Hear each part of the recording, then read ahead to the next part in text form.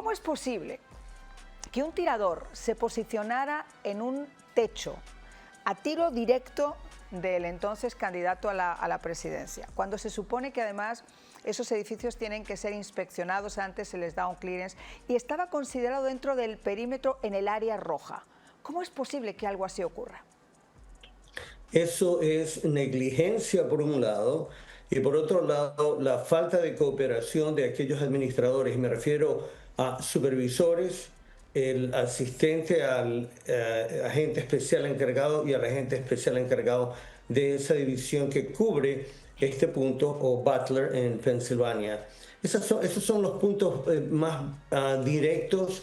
Ese es el común denominador de de esta falla, que, por cierto, es contraproducente decir que la misión del servicio secreto tenga una falla, porque es más, el lema de ellos es misión sin fallas. De modo que negligencia y la falta de cooperación que en manera se bifurca a la falta de comunicación con las autoridades locales y otras autoridades federales que estaban ahí también presentes. Es una falla que no se debe volver a repetir jamás en la historia de Estados Unidos. A ver, yo entiendo que además, siempre lo hemos dicho, los agentes del servicio secreto, al igual que el FBI, los agentes de campo, los que se juegan su vida todos los días por salvar a la persona que tienen en sus manos, o incluso para cualquiera de nosotros en operaciones especiales, hacen un maravilloso trabajo. Las cúpulas a veces son las que su trabajo es tristemente cuestionable, porque además el prestigio, y eso que usted nos está diciendo, agente Paz, tiene toda la razón en decirlo, pero ese día hubo demasiados fallos que además no están a la imaginación de cualquiera, estuvieron a la vista de cualquiera. Ese día ese clearance no se produjo, no sé de quién era responsabilidad, pero no se produjo.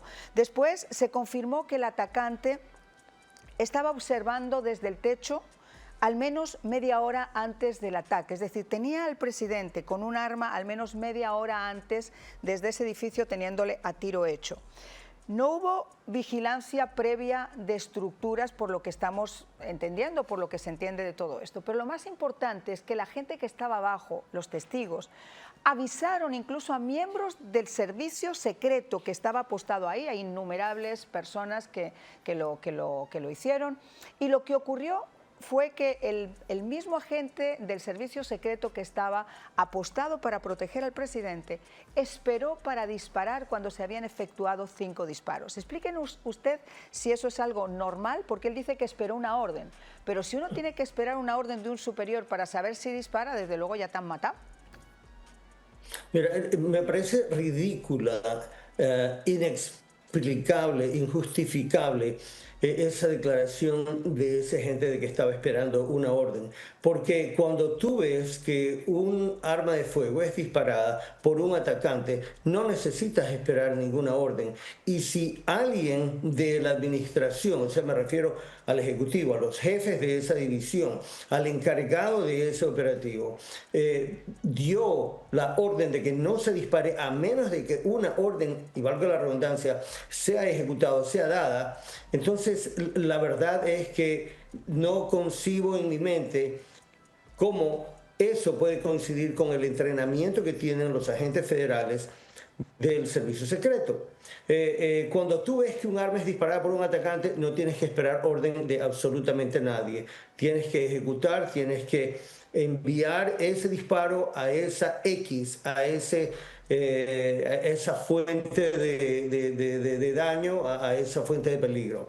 Injustificable completamente. No tiene sentido. Ahí estamos viendo, hemos pedido recuperar esas imágenes, que no era solamente ese agente del servicio secreto el que estaba apostado en una posición, obviamente, para proteger al entonces candidato a la presidencia. Había otros 5 miembros del FBI, de la policía, y los estamos viendo en pantalla, que estaban apostados justo en esos alrededores. Yo entiendo que el primer disparo se les puede pasar, pero 5 disparos que acabaron además con la vida de una persona es absolutamente cuestionable.